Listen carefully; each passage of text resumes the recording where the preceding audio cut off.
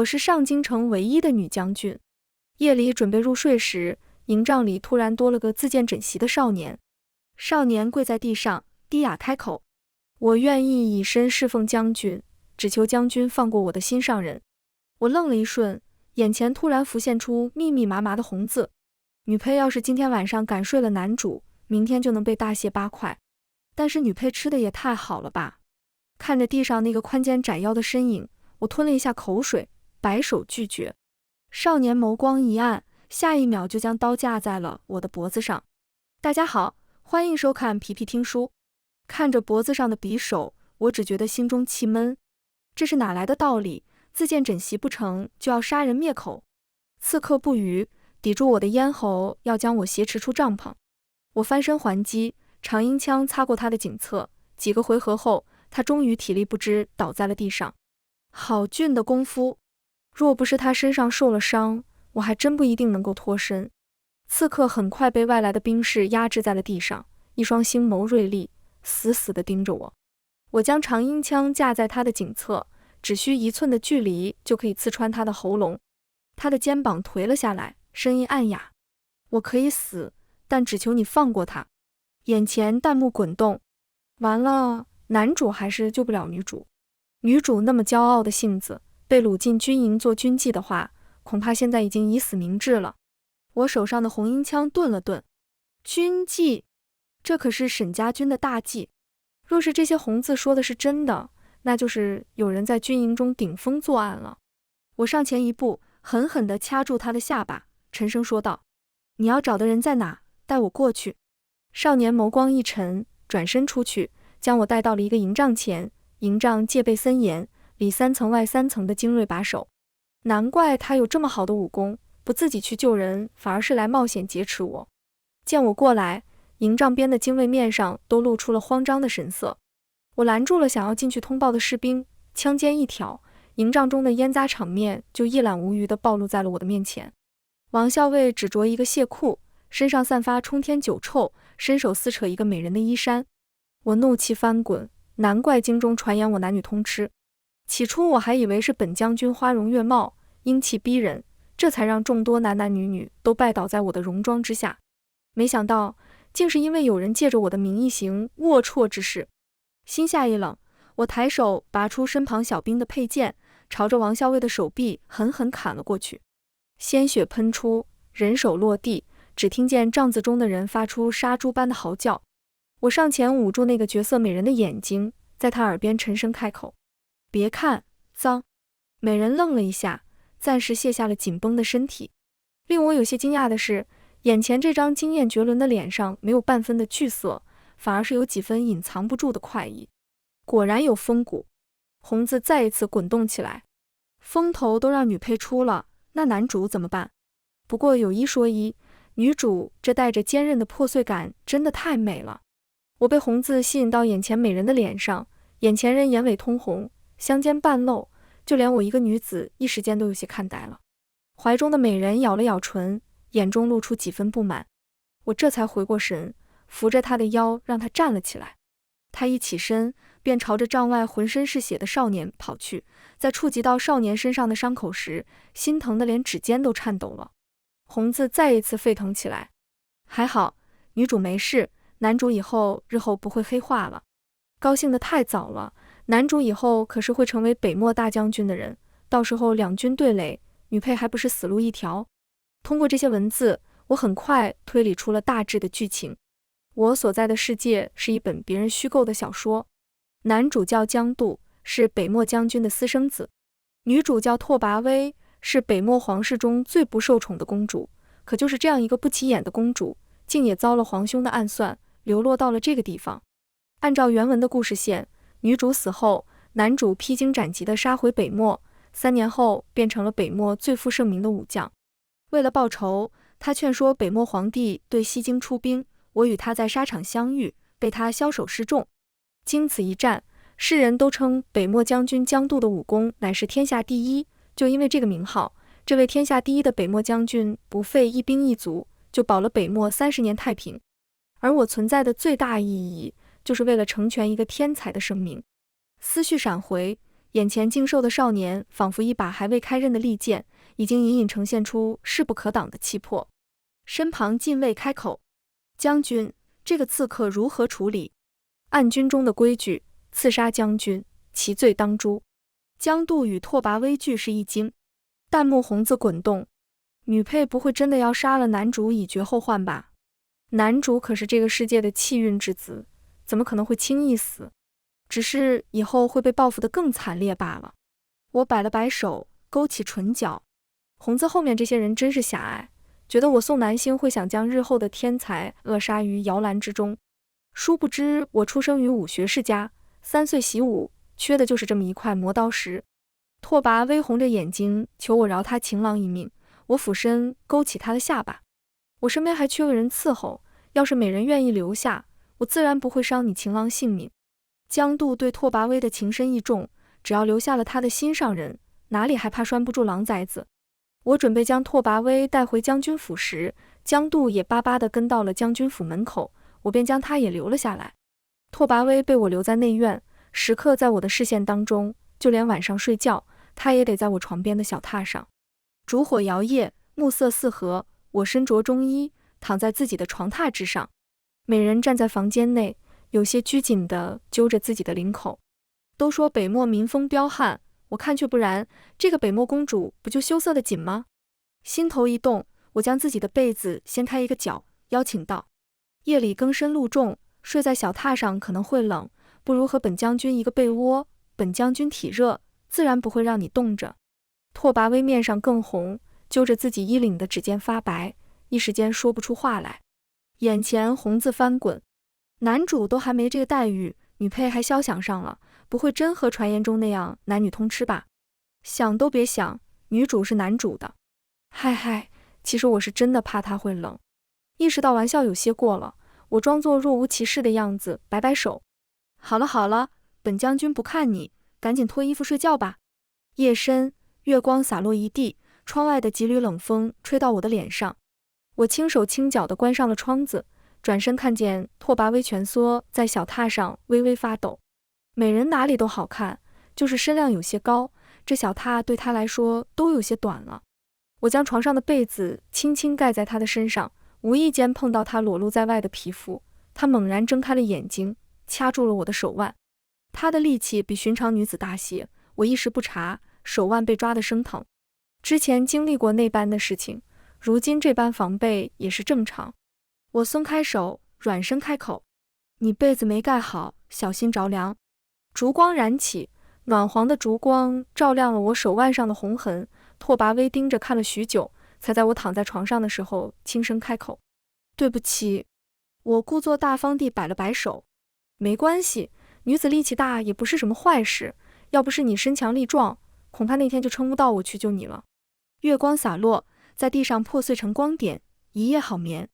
我的心中对拓跋威一直有愧疚，所以在其他方面对他多有照顾。他爱昙花，我便将京城中的所有昙花都搬到他的院子里。他喜孤本，我便一掷千金买下藏书阁的孤本。美人得了滋养，出落得越发风姿绰约，只是微微勾起唇角，便能让人感觉冰雪消融，春花绽放。余光在看到房顶上的黑影时，我正欲追击，红字却再一次出现在我的眼前。女配也太碍眼了吧，我要看男主女主撒糖。见不到女主，男主只能在房顶上荡望70了呜。我勾起唇角，继续坐在凳子上饮茶。江渡的伤已经好得差不多了，我与他过手时，他却在我面前藏拙，时时放水。我心中恼怒，却又想起那天晚上他趴在房顶上偷看拓跋威的情景。你每打赢我一次，我便让你见一次你的心上人，如何？江渡不语，眼中却亮了几分。再次出手时，他剑染寒霜，每一步都毫不留情，打得我红缨枪节节败退。我自小便被师父夸奖骨骼惊奇，是天生练武的好苗子，可是在真正的天才面前，不过是浮游一粟。我的红缨枪刺破了江渡的手臂，而自己则是被他狠狠击飞了出去。我闭上眼睛，预想中的疼痛还未来袭，就被一人稳稳接住。拓跋威带着寒意的声音响起：为何要下这般重的手？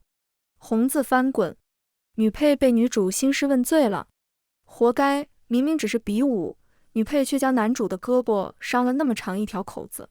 等我刚刚站稳，拓跋威就朝江渡走了过去。江渡看见来人，微微低头，面色虔诚的像被人自小豢养在身边的野狼。难怪红子后面的那些人这么激动，原来两人玩的是这种调调。看来这拓跋家的公主虽然弱不禁风，但在控心方面却是好手段。拓跋威拉起江渡的胳膊，微微皱眉，眸光在我和江渡之间流转，最后还是停在了江渡的脸上。你为何要下这般的重手？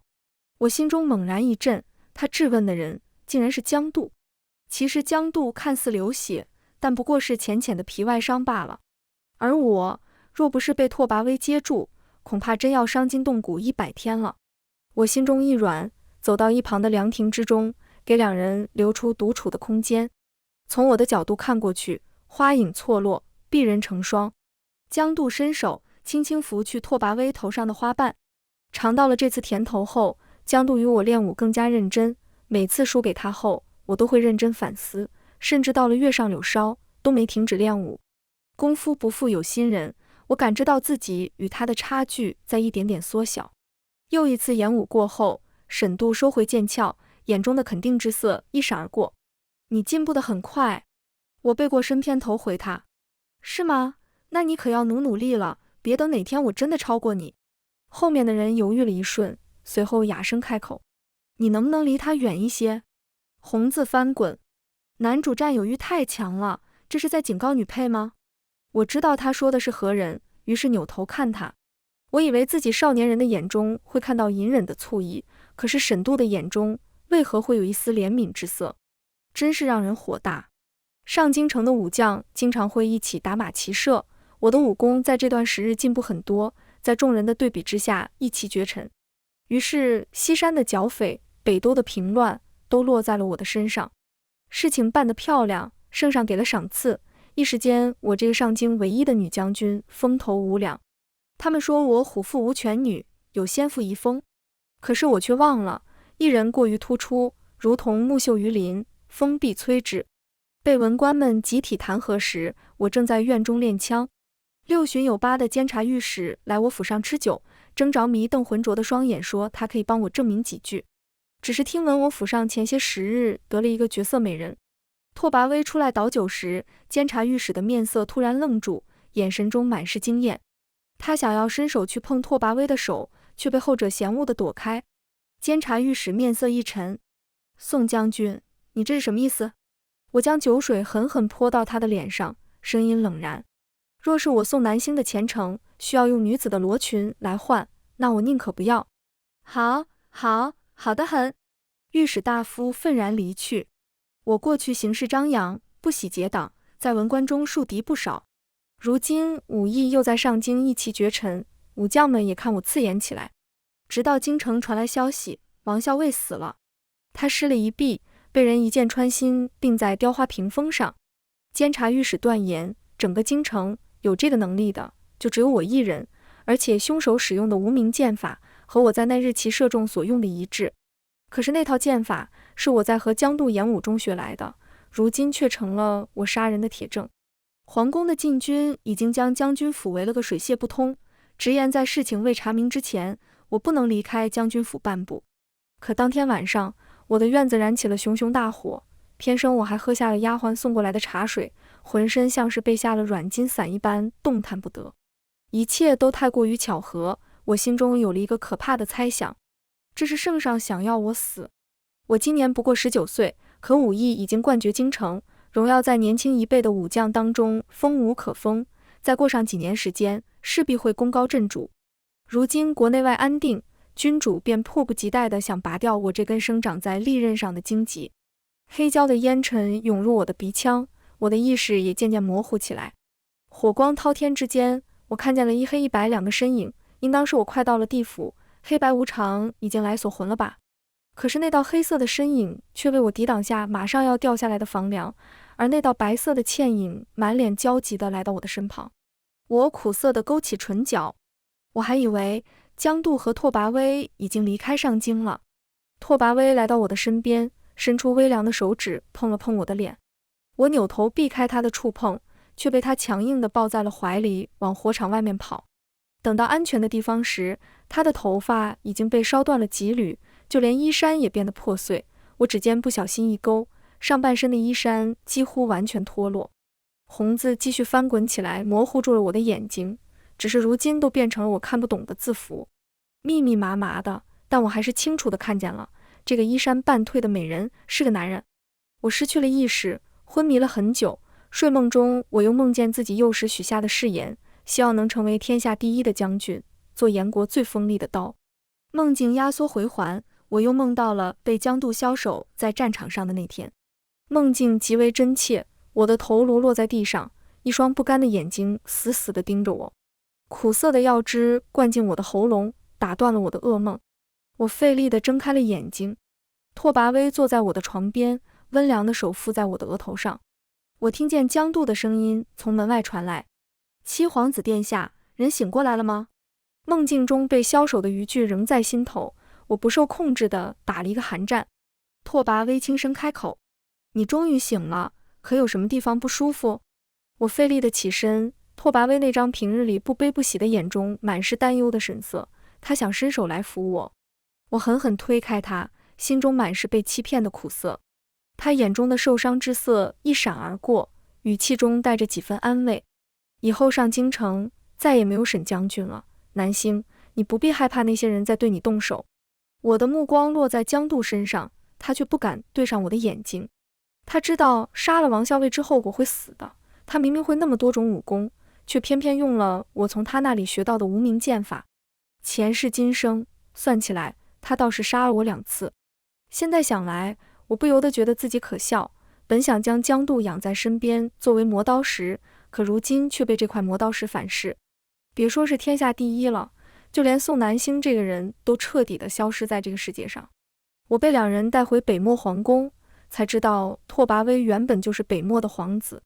当年那个美人肚子里怀的是双生胎，当他知道自己儿子在这波谲云诡的宫中会死的时候，毫不犹豫地将女儿献祭了出去，骗过了那些人。至于拓跋威，的确是他妹妹的名字。如今的江渡还是会每日来陪我练剑，我心中对他有恨，几乎全用的是不要命的打法。他却是收着力道，虽招式凌厉，却在要碰到我时都是点到为止。我将他的手臂刺了个对穿，他却哼都没哼一声，我却看都没有看他一眼，冷漠地收起剑鞘离开。这次回北漠，2人显然是做好了准备。拓跋威操控人心，江渡就化身暗箭，将阻碍一一清除。最后，这个自小被隐藏身份的私生子，竟成了这宫里实际的掌权人，而皇座上的那位，不过是他的傀儡。又是一个月光寒凉如水的夜晚，我躺在青纱帐包裹的床上。青纱帐外，一个提着灯笼的白色身影，提着一盏灯笼缓缓靠近我。来人脚步极轻，暖黄的灯笼是唯一的光源，活像前来摄人心魄的春夜艳鬼。他轻轻躺在了我床边的小榻上，我却翻身下床，将躺在小榻上的人利刃抵喉。对上我眼中的杀意，他倒也不恼，反而似笑非笑地看着我，手放在我的腰间，虚虚地扶着。许久未出现的红字再一次沸腾起来。之前我们怎么就磕错了呢？这样的招式你从未对男主用过。他的笑意让我感到刺眼，毕竟我是真的想杀他，而如今的我也真的有这个能力。为何要来这里？你明明知道我是真的会杀了你。他语气委屈，可是这个地方是唯一让我能安寝之处。昏黄的灯光之下，他缓缓讲述着他的曾经。他说拓跋威3个字是他一生的梦魇。当年在皇后下手之前，母亲就调换了自己和妹妹的衣衫。那个年仅5岁的小女孩被塞进那个枯井时，手里还死死地攥着母亲编给她用来保平安的五彩绳。她声音悠悠地讲完了故事，可我心中却并未动摇。对于这位隐藏在所有人之后的执旗人，我对于他的防备比只作为刀俎的江渡强100倍。给我一个不杀你的理由。他眼中的落寞一闪而过，用手指了指自己腰间凸起的地方。我顺手往下摸去，翻出了一个锦盒，2只蛊虫静静地躺在里面，通体褐色，一大一小。他声音悠悠，这是来自南疆的蛊虫，大的是母蛊，小的是子蛊。若是两人分别服下，服用母骨的人便能控制子骨，让另一个人成为自己手中最忠心的刀。我拿起那只大的蛊虫，放在手中把玩。拓跋威看着我，露出脆弱的脖颈，声音中带着忧轰，眼底的疯狂之色却一闪而过。南星，我愿意做你的谋士，成为你手中的刀。可下一秒，我就将那只大的蛊虫塞进了他的喉咙里。他疯狂咳嗽。你这是什么意思？我收回匕首，拿着另一只小的蛊虫。七皇子殿下又骗我了，让我猜猜，你吃下去的那一只才是子蛊吧？他捂着自己的喉咙。我明明没有任何破绽，你是如何看出来的？我冷哼一声。我只是在京城与拓跋威共处一室了一段时间，给他送了些他喜爱的东西。怎么就能蠢到以为这个能操控整个北漠的控心高手会对我情根深重，甘愿俯首称臣呢？他将自己的伤疤揭露给我，目的不是为了让我心软，而是准备在我转移注意力的时候拿出蛊虫。听完我的分析，拓跋威却意外地平静下来。他垂着头，嘴里却发出低低笑。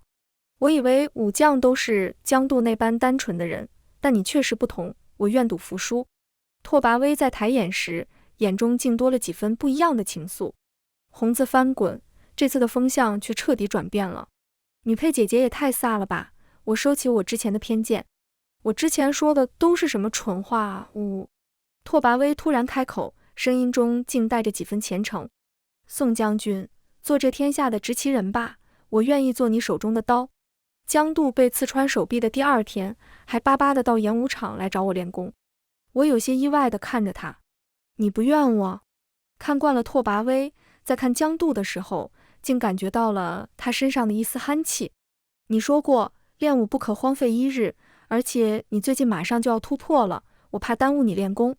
看着他手臂上缠着的厚厚绷带，我的心罕见地软了几分。那日是我冲动，你伤得这般严重，回去先好生养养吧，不要落下病根。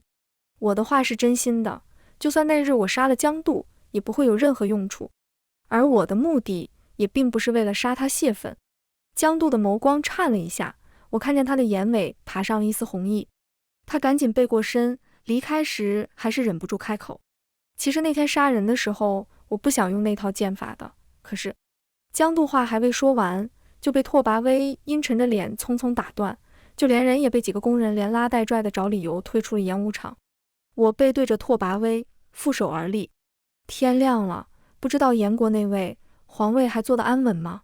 我纵马来到燕国的边陲小城，临近年关，本以为现在内外安定，会是一片繁荣热闹的景象，可小城中却萧瑟得可怕，处处有面色清白、冻死街边的人。一只肥硕的大狗皮毛油亮，嘴里叼着一只烤鸡，摇摇晃晃地走进了城守府中。高门朱红，传来酒肉的香气，却熏得我眼睛生疼。半月后，江渡带着北漠的精卫屠了燕国10座城池的城守府。起初城中的百姓恐慌至极，但在发现北漠的军队只屠城守府，并且自己能去城守库房领东西过年时，纷纷高兴了起来。甚至有百姓怕江渡他们一时半会找不到城守府，还亲自跑到前面为他们带路。一趟下来，顺利的犹如利刃切瓜，甚至连伤亡的士兵都不曾有一个。炎帝发怒，想要从京城派出武将前来平乱，可那些人富贵日子过多了，早就腐朽了骨头，竟都纷纷称病，躲在家中不去上朝。朝廷没办法，只好派了一个年轻的武将过来。武将没什么作战经验，不到半天的功夫，就被北漠的军队杀得剩下几十人。当江渡的利剑架在他的脖子上时，我身骑烈马，手持一杆红缨枪破空而出。他如蒙大赦，仓皇地跪到我的脚边，不顾江渡的黑脸，抱住我的靴子，求我救救他。我飞身上了江渡的马，从后面劫持住了他。在江渡的命令下，北漠的精锐为几人让出一条小道。小将深深地看了我一眼，带着剩下的几个人落荒而逃。边陲的城守被屠戮的越来越多了，炎帝坐不住，在上京城发布了诏令，说是已经为我沉冤昭雪，听闻我还活着，想要我尽快进京，带着宋家军平息边疆战乱，若是攻城，便许我列土封王，举世无双。我在年关将至的那一天赶到了上京。这还是我第一次领着宋家军进到上京城内。炎帝坐在玉辇之上，态度已经比之前温和了很多。他说我是朝中最出色的武将，要我继承先父遗志，报效朝廷。我下马跪在他的玉辇之下，似是想要表现亲近。他俯身准备拍拍我的肩膀，我对上他那双充满算计的眼睛，毫不犹豫地将涂了剧毒的匕首送进了他的脖颈。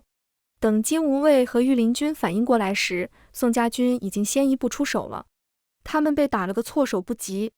而我看着倒在玉辇上的尸体，心中只有快意。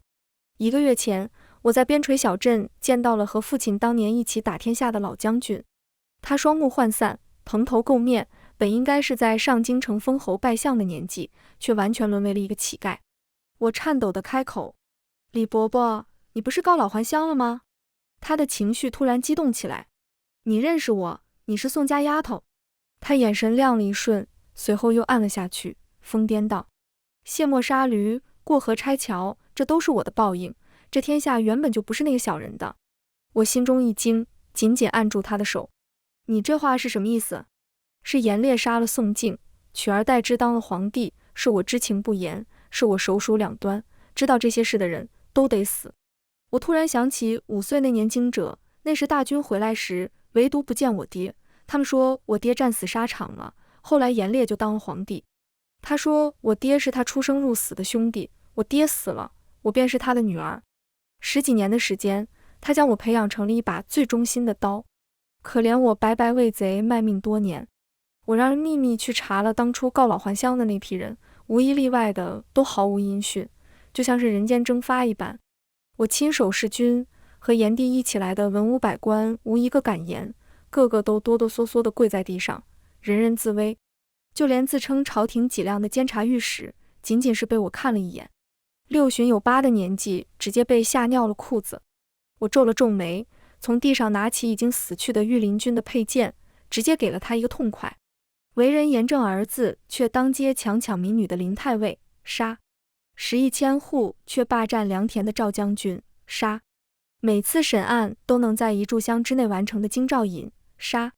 杀了许久，才堪堪将跪在地上的朝臣杀了一半。这些老货是时候该将位置腾出来了。炎帝死后，我扶了一个宗室的5个月大的婴儿上了位，自己则是成为了处理朝政的摄政王。北漠有来使，说是北漠公主要和炎国和亲。我问公主有几个月大，可以直接送进宫中来养。使者面色有些尴尬，隔了半晌才开口道：公主今年20有1。我愤怒地拍碎了桌子。新帝今年不过5个月大，你们就派那么大年纪的公主过来和亲，是不是想给新帝当娘啊？使者擦了擦冷汗。公主说不和新帝联姻，嫁给摄政王也可以。我礼貌拒绝。本王是女子，恐怕给不了你们公主想要的幸福，你回去便拒了吧。使者仍旧争取。公主说性别不是问题，公主还说了，若是摄政王同意联姻，可以将北漠的江度将军带来做陪嫁。我的话哽在喉咙里，转身扶额。你先回去吧，我考虑一下，记得问问你们公主，能不能只要陪嫁。是夜，我在床榻上入睡时，一个幽怨的人影来到了我的床榻边。为何只要陪嫁，不要公主？宋南星，你这是买椟还珠？我看着那张犹如春夜艳鬼的脸。你这样说，江度知道吗？拓跋威的面色更加委屈。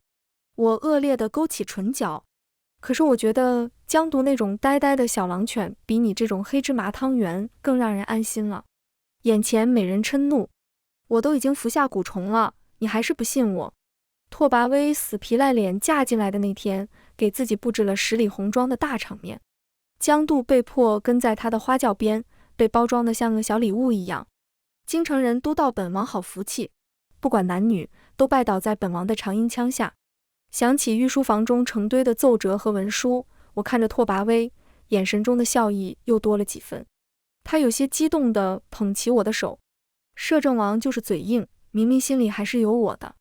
我安抚地拍拍他的手背，开口道：那公主愿意帮我做事吗？拓跋威面带喜色。当然。我给了禁卫一个眼色。当天晚上，宫中成堆的文书就都被搬到了摄政王府。一直到第3天黄昏，洞房的大门才被打开。